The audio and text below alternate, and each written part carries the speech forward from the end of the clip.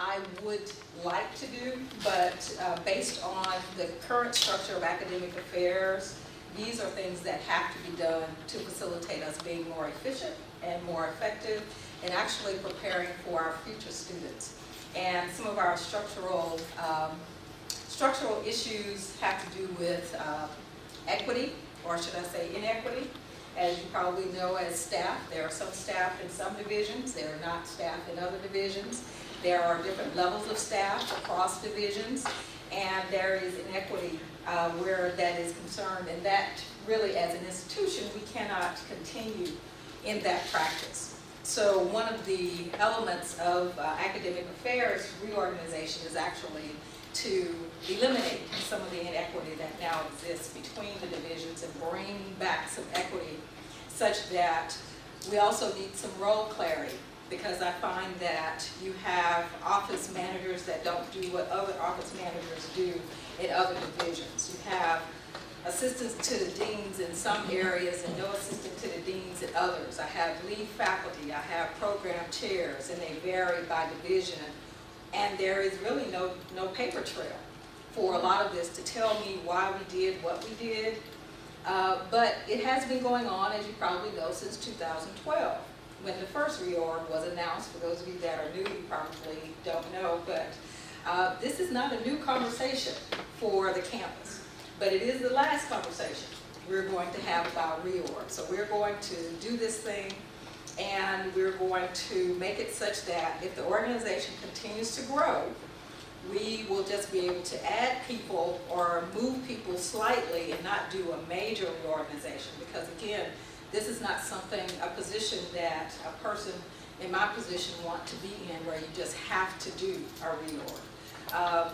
But I believe that it is necessary because it has been issues for the last 3 years with us turning the reorg on, and then it was turned off, and then it was on again and off again. So we have a lot of inequity that we have to address. And you may have anyone not seen the proposals on the portal. So everybody has seen this. I'm just going to, maybe I can move it over here. And that's just a vision for academic affairs, so you probably have seen that as well. But the goals of the reorg are here, and that's really what I'm going to focus on, and then we'll look at just proposal 1 and proposal 2. Some of you already have copies. But the goals of the reorg is really to facilitate the visioning and implementation. For a long time, TCC has had visions to do certain things, but we have not had the power to implement. Or we started to implement and we stopped. We also need the power to facilitate new programs, bring new programs on, and have existing programs evolve. And that has not been happening. Strengthen the synergy between departments.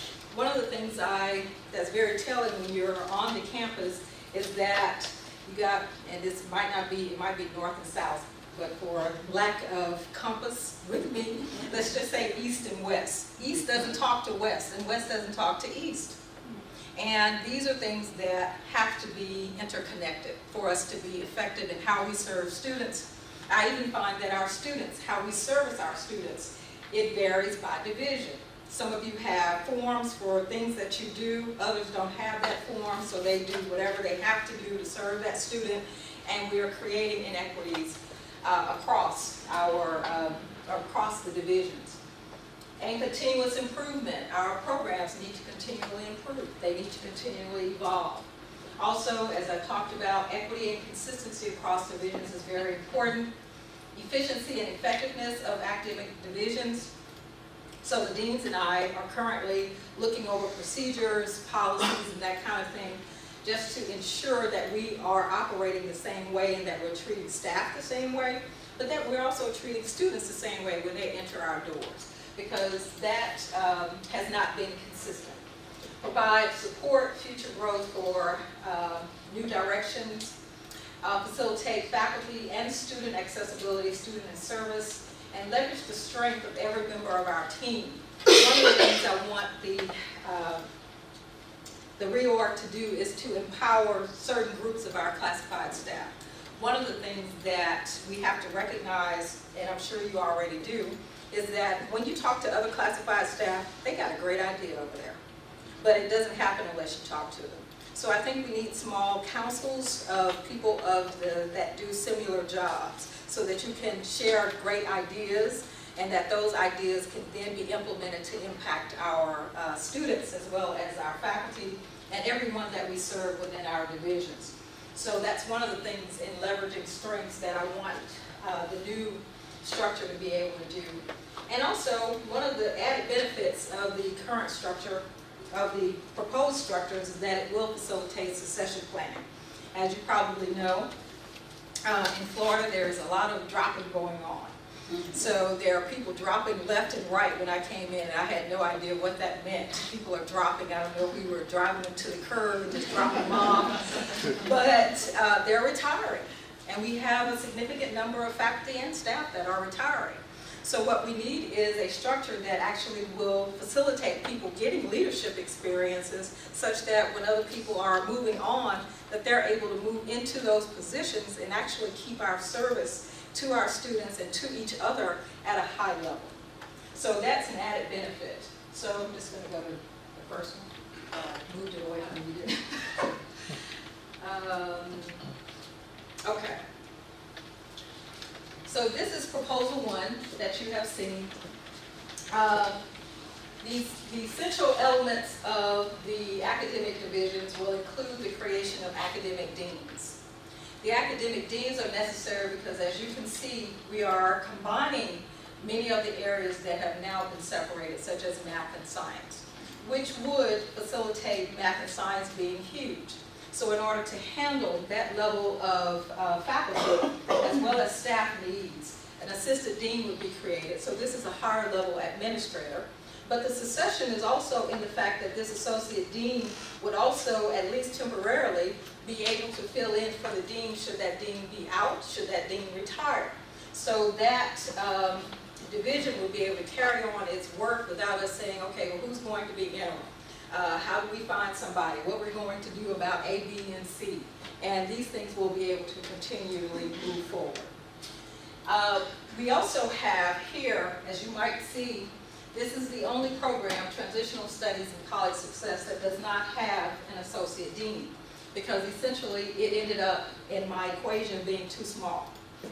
However, transitional studies is something that I think is still very important to what we do. So we need to find a way to serve those students well, because those students are at risk of failure. So we needed to have an area that is still devoted to them. Now with Senate Bill 1720, which eliminated essentially developmental education as a requirement, students are opting out. And as you know, if it's optional, students generally don't do it. So I do anticipate there may be some changes to this area as it moves forward. As the years go on, we probably will see continual drop. Right now we saw a 40% drop in transitional studies from fall to fall, from last fall to this fall. 40% of students now do not take it. So of course enrollments are down, the number of faculty in that division is also down. However, if that comes to pass, what we will do is simply open up this to look at, we will take the time to look at the other divisions and seeing where the growth is and possibly just creating that.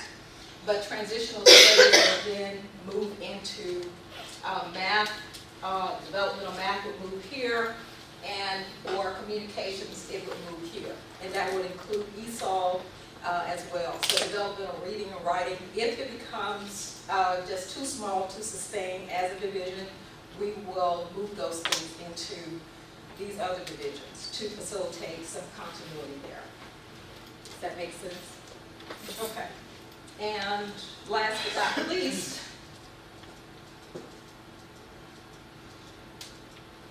was proposal 2. And in proposal 2, we do not have transitional studies. So in proposal 2, we have actually, transitional studies is being, transitional or developmental studies is being moved into math and as well as communication and humanities.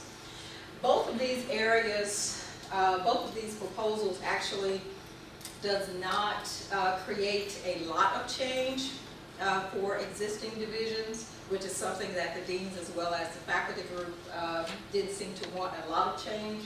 So we tried to minimize the number of changes that would occur, but also facilitate future growth.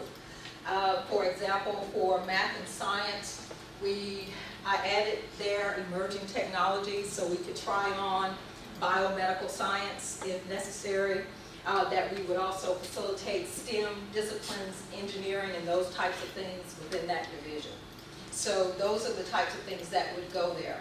And where we currently see TPP, I brought the synergy here to computer design and advanced technology.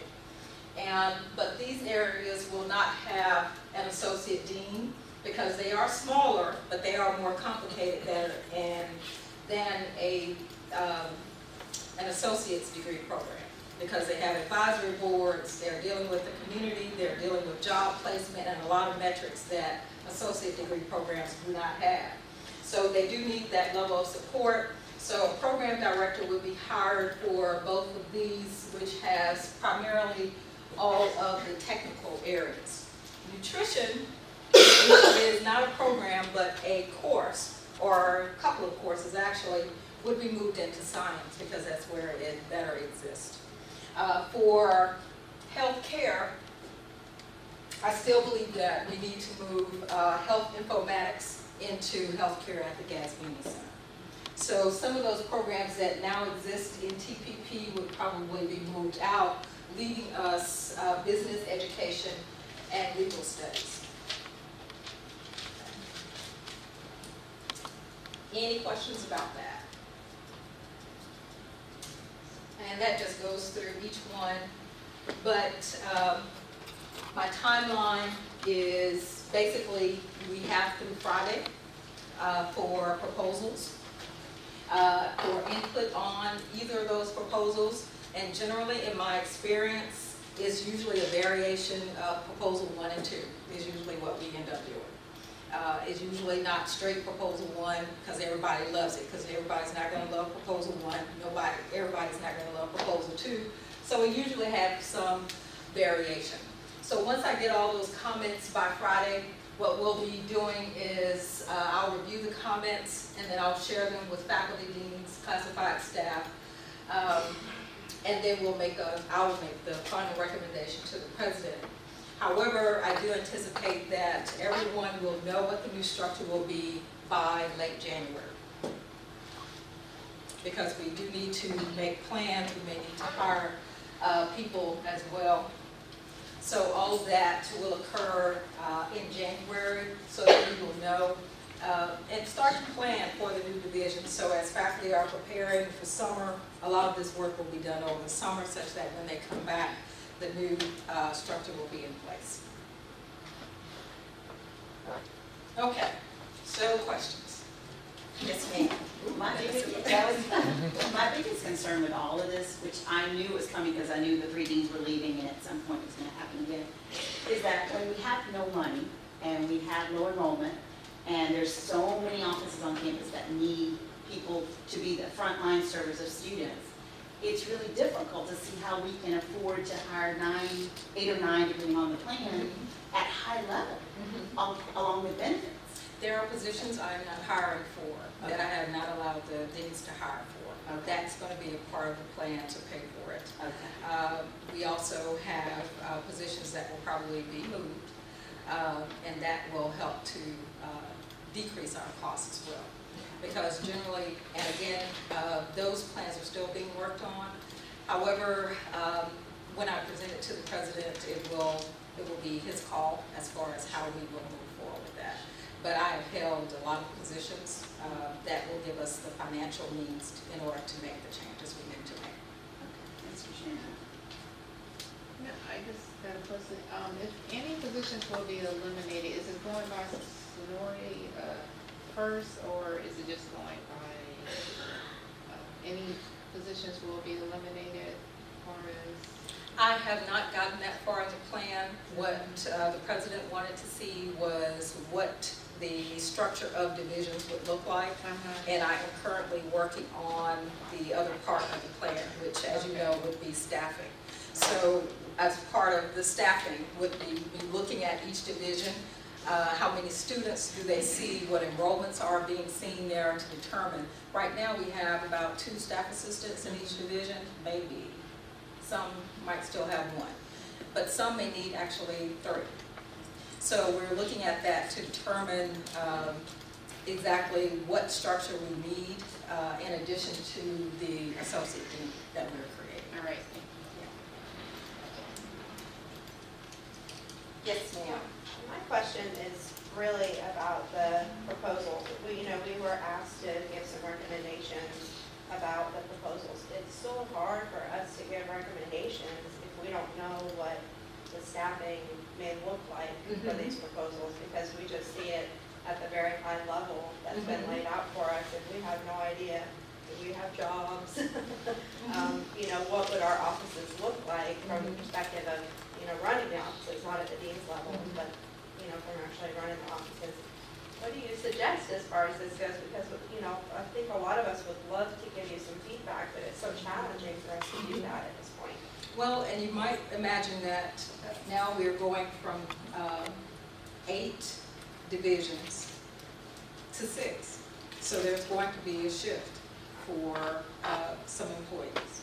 So that is a given. So what I'm working on now is what that shift actually should look like.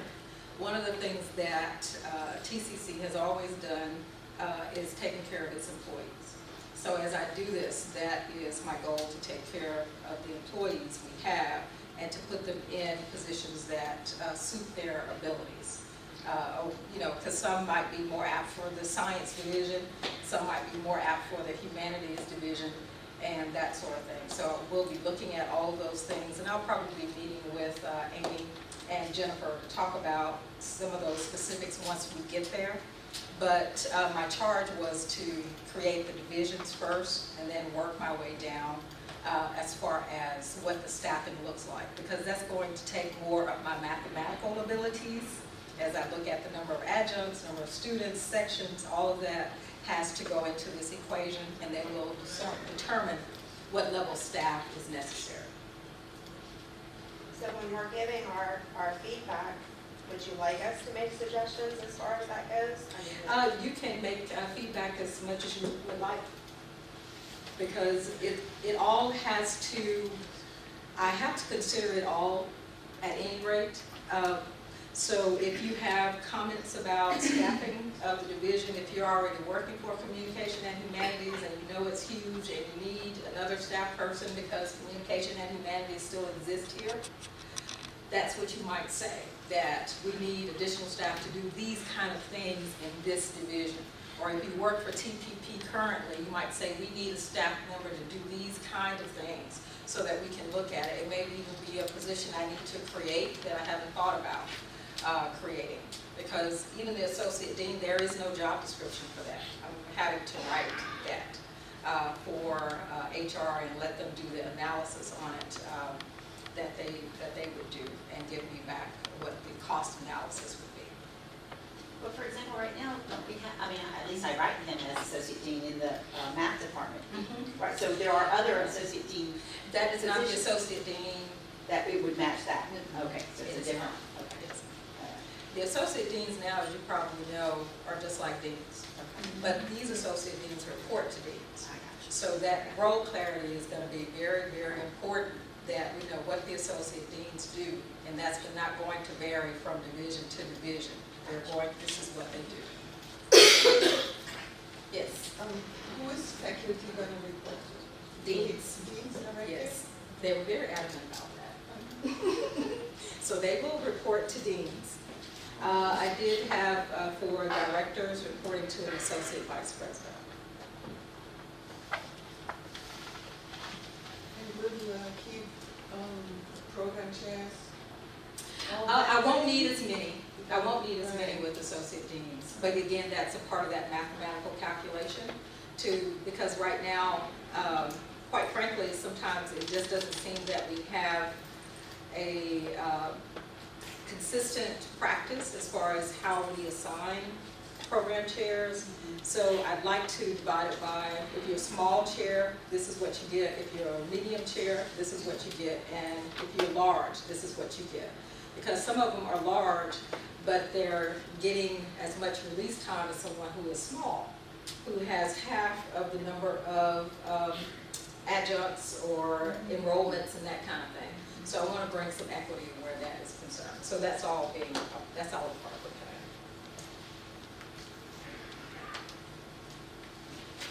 Yes, sir. The lion's share of classified staff in academic affairs tends to be in the divisions that are run by directors. I was wondering if you could speak for a moment about the reorganization of those areas. Directors? The directors. Okay. I'm going to see if I can pull it back a little bit.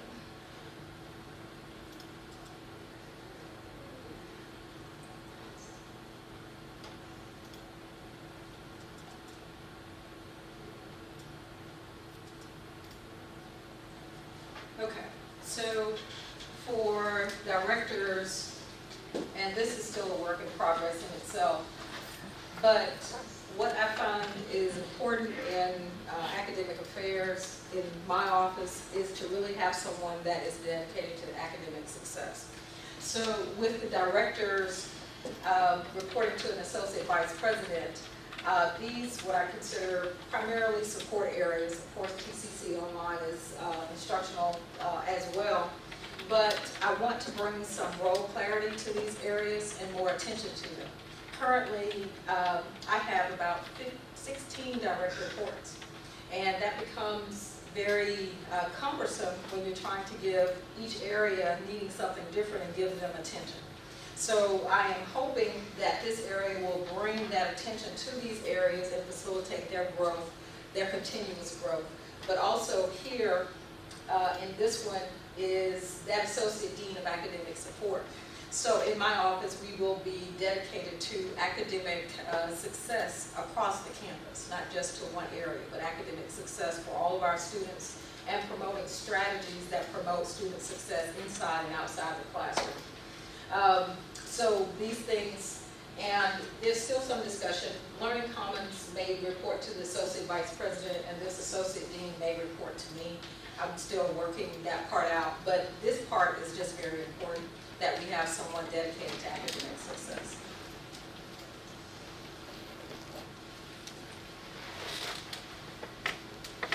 Yes, ma'am? Can I get, to speak just a little bit between the difference of a dean and an associate dean? Where do you see the role? The Associate Dean is going to focus primarily on our adjuncts and developing them, mentoring them, and ensuring that they're committed to our student success. There will also be some overlap that the Associate Dean can help with classroom observations. They will be able to assist the deans with the development of new initiatives and doing those kind of things in the division.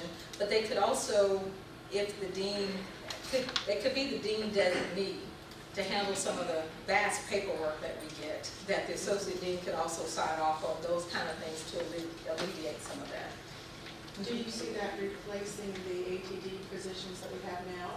ATDs are not associate deans. Or is that They're administrative? administrative. Staying in that part of the mix? I don't know. I don't know.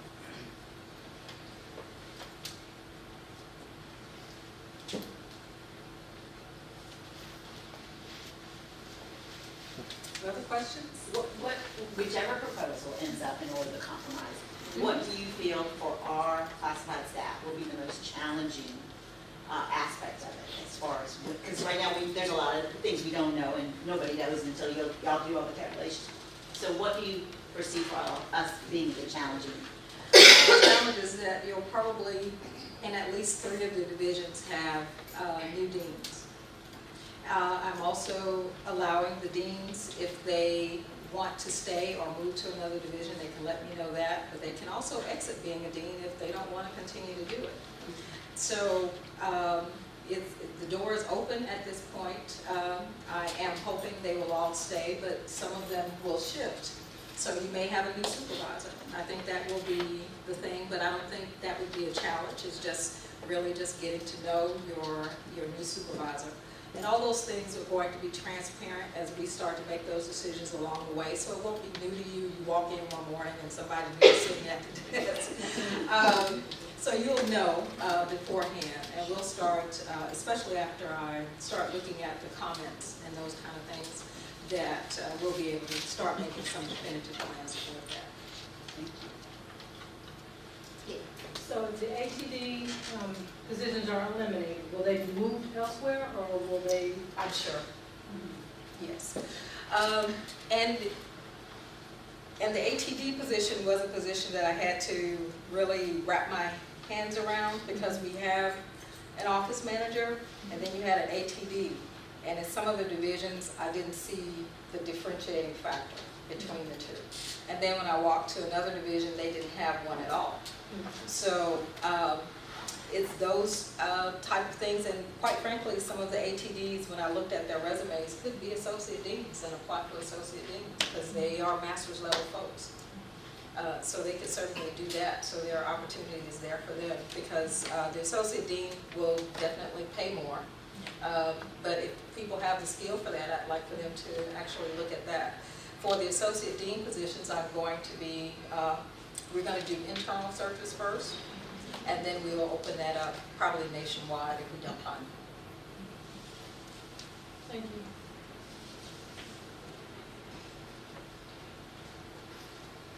So questions about anything else instead of this anxiety bearing?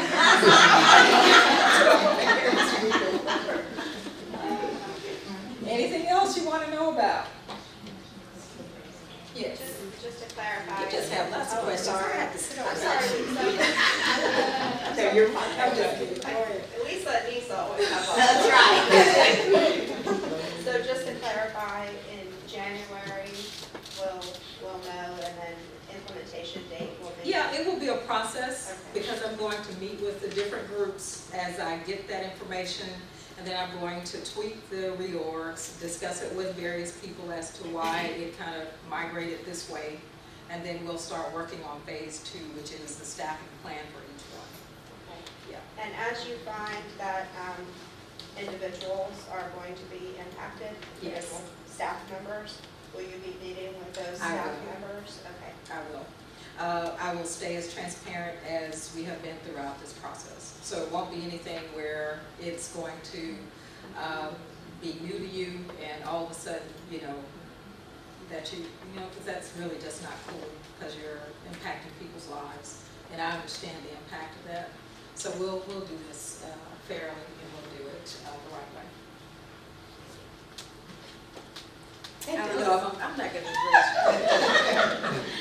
Well, we're just because you opened it to everything else, I just want to thank you for offering the Friday classes and hopefully bringing back Saturday classes. Yes, I plan to. Because when I started here, some of my students would tell me how much they appreciated Saturday classes when they worked full-time and had kids and they had somebody watch them.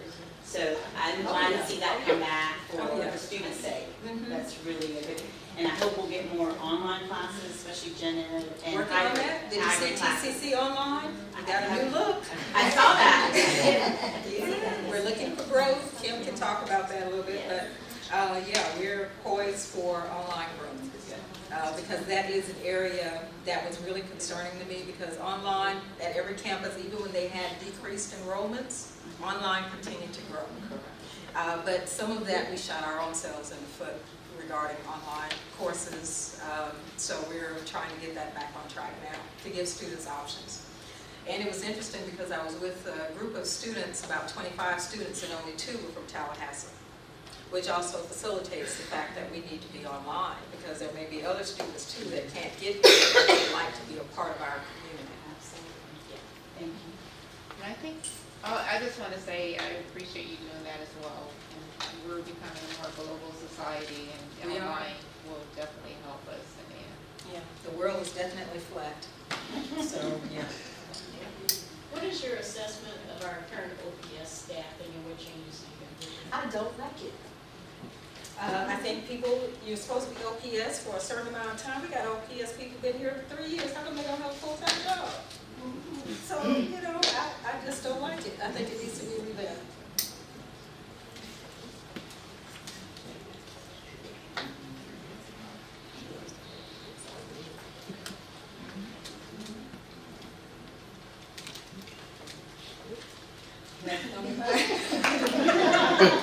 Well, something's gonna come out of it. Questions about anything else? I guess my work here is done. I guess.